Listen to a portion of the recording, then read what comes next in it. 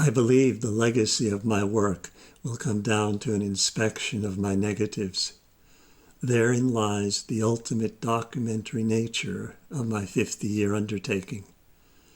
Given the crop of the frame that all photographs employ, what is inside my image is what really happened, and that image will match the positive print of it every time.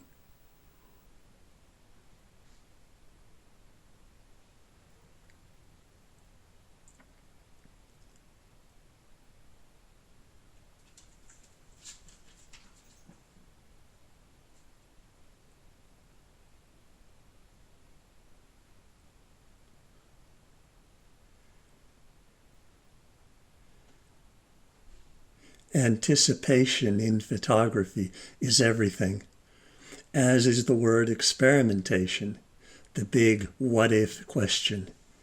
While I can't know, even for a split second, what happens in the future, I can take a deep breath and gently release my fingers off the bowstring in hopes that the arrow will reach its bullseye.